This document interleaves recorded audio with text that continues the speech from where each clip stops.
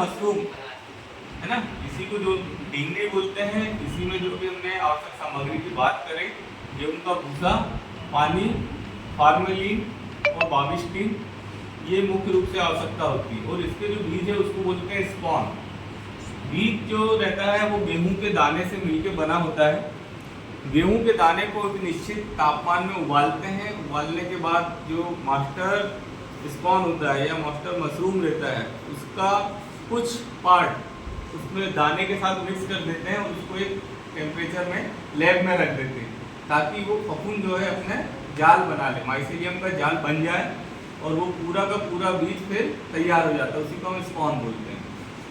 और जो इसमें फॉर्मेलिन है, फॉर्मेलिन का प्रयोग हम कहाँ करते हैं? यदि हम जिस रूम में उसको लगाने वाले हैं उस रूम में कीड़े हैं या जो हमको दिखाई नहीं देते, तो उसमें पूरा स्प्रे करते हैं ताकि वो पूरा स्टेरिलाइज हो जाए रूम, कीड़े वीड़े वगैरह ना रहे, उसके अंडे तो अंडे समाप्त हो जाए। इसके अलावा आगे हमारा बाविस्टिन। बाविस्टिन जो है ये भी लिक्विड फॉर्म में रहता है, लेकिन जब हम भूसा जो रहता है हमारा, भूसा को जब हम गलाते हैं तब इसको पानी के साथ मिक्स कर देते हैं। भूसा में ये क्या करता है, जो दूसरी फफूंद है, मेन फफूंद को छोड़ के उसको कंट्रोल करता है, उसका उगने नहीं देता है। ठीक है, तो इसलिए इसका प्रयोग करते हैं। फिर हमको इसका पैकेट बनाना है और इसको टांगना है। तो ये प्रक्रिया हम आपको बताते हैं कैसे करना चाहिए। तो सबसे पहले यहाँ 10 किलो भूसे की बात आ रही है कि हम 10 किलो भूसा लिए एक ड्रम में। ड्रम प्लास्टिक का, जंग लगा नहीं होना चाहिए, साफ़ सुथरा होना चाहिए। इसलिए वो हम बाविस्टिन फॉर्मेलिटी हाइट जो है ना, उसमें पानी भर के रखते हैं लगभग आधा। उसमें 10 ग्राम 150 ml हमने इसमें फॉर्मेलिन डालें और बाविस्टिन डालें 7 ग्राम, और फिर उसको हम पानी को पूरा घोल लिए। घोलने के बाद जो भूसा है हमारा 10 किलो, साफ भूसा चाहिए हमको, पानी लगा नहीं होना चाहिए, गंदा नहीं होना चाहिए। ऐसे भूसा को लिए और फिर हम उसमें भिगो दिए और उसका मुंह प्लास्टिक से या फिर उसके ढक्कन को एयर टाइट कर दिए रस्सी बांध करके। और फिर लगभग 16 से 18 घंटे के बाद हम इसको दूसरे दिन निकालें और निकालने के बाद उसको निथारते हैं। तो पूरा जो पानी है वो पूरा निथारने के बाद जो हमारा भूसा बचता है, इस भूसा को हम प्लास्टिक में ऐसे बिछा के रखते हैं, थोड़ी तिरछी जमीन करके, ताकि उसमें से पूरा पानी निथर जाए, सिर्फ हमारे पास भूसा बच जाए। लगभग इसको करने में आधा घंटे का समय लगता है। और भूसा को फिर हम उठा के देखते हैं, गीला रहता है तो उसमें उसको उठा के मुट्ठी बांधते हैं। यदि मुट्ठी बंध रही है अच्छे से, भूसा पानी निकल गया है, निथर गया है, मतलब वो भूसा हमारे लिए तैयार हो गया है पैकेट बनने के लिए। इसके बाद के हम क्या करेंगे, पॉलीथीन की पैकेट, पॉलीथीन हम लगभग एक हाथ का 12x16 या 12x18 इस टाइप की साइज की लेते हैं। उसमें सबसे पहले क्या करेंगे, उसके नीचे में हम भूसा भरेंगे। ठीक है, पॉलीथीन लिए, उसमें नीचे में भूसा भरे। भूसा भरने के बाद जो बीज रहते हैं फफूंद के, फफूंद हमारे स्पॉन रहते हैं, उसके लगभग 70-80 दाने हम एक नॉर्मल हाथ में लेकर के जज कर लेते हैं और उठा करके उसको बिखेर देते हैं उसके पैकेट में नीचे में, जिसमें भूसा की लेयर डली। फिर बीज डालें, फिर उतना ही भूसे की लेयर लगभग इतनी मान के चलें, फिर हम उसके ऊपर भूसा की लेयर डालें, फिर उसके ऊपर स्पॉन बीज डालें, फिर भूसा की लेयर डालें, फिर स्पॉन डालें। ऐसे करके लास्ट में सबसे ऊपर में भूसा की लेयर आएगी, वो सबसे नीचे में आएगी।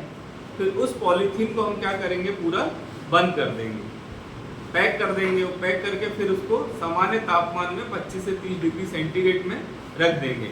और उसमें नमी कितनी रहती है भूसे में, 75 से 80%। तो इस प्रकार हम उसको तैयार कर लिए, पैकेट बना लिए। अब इस पैकेट को हम सामान्य रूप से कमरे में रखेंगे, फिर उसमें हम लोग छेद करेंगे, नीचे से छेद करेंगे ताकि उस पैकेट का अतिरिक्त पानी बाहर निकल जाए।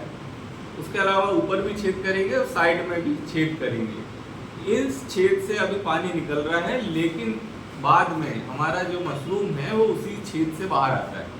ठीक है, तो हमारे लिए ये छेद बहुत काम के हैं, इसको करना अनिवार्य है।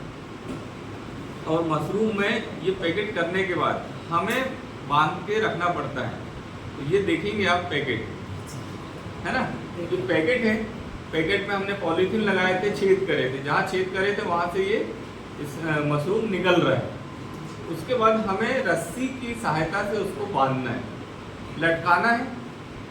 और जैसे छीका होता था पहले गांव में, हमारे छीका चलता था, दूध हम रखते थे छीके में लटका के, है ना, ताकि बिल्ली ना खाए। सेम वैसे ही हमें बना के लटकाना पड़ता है।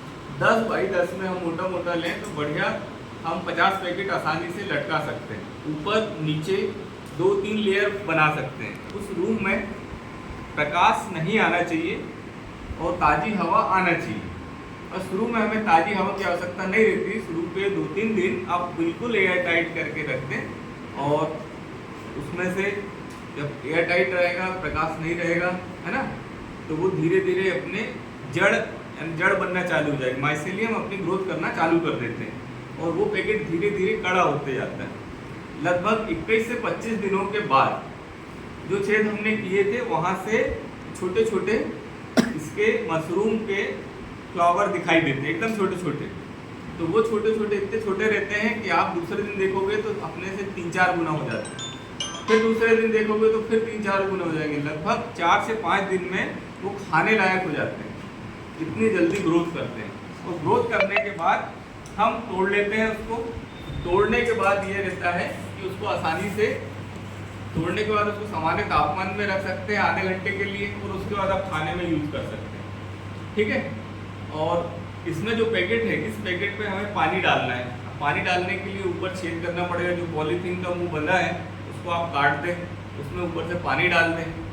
जब तोड़ाई करोगे तो भाई स्वाभाविक रूप से उसमें नमी कम होगी, तो हमें पानी डालना है। पानी जैसे ही डालोगे तो वो पूरा फिर से तैयार हो जाएगा। तो जितना टूट गया है और जो छोटे हैं वो छोटे जो है वो बड़े होने लगेंगे। और एक पैकेट से लगभग 2 किलो 3 किलो तक हम मशरूम उत्पादन ले लेते हैं। आप जितने पैकेट में बांधोगे उतना उत्पादन ले सकते हैं। और ये एक बार लगाने के बाद लगभग 2.5-3 महीने तक उससे उत्पादन होते जाता है। बरसात में अभी लगाए मान लो तो ये पूरे ठंड तक चलेगा, फरवरी तक। उसमें बस हमें पानी बस देना है और कुछ नहीं देना है। ठीक है।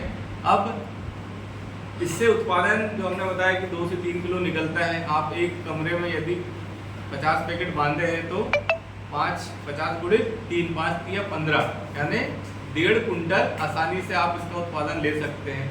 और बाज़ार में बिक्री की बात करें तो 200 रुपये किलो एवरेज लें, 200 रुपये किलो बिकता है। तो 15 दूनी 30, है ना, यानी 30,000 रुपये आसानी से उसका उत्पादन निकाल सकते हैं, है ना। और यदि मार्केट हमें नहीं मिल रहा है तो हम इसको ड्राई कर लें, तोड़ के और सुखा लें, सुखा के एयर टाइट कर लें। और इसके बहुत सारे व्यापारी हैं कई जगहों में, जैसे नागपुर में, जबलपुर में इसका व्यापार कर रहे हैं, उनको हम ये सप्लाई कर दें तो आपको एक अच्छा अतिरिक्त आमदनी हो जाएगी। जिनकी ज़मीन नहीं है वो भी इसकी खेती किसानी आसानी से कर सकते हैं। इसमें कोई भी विशेष समस्या नहीं होती है।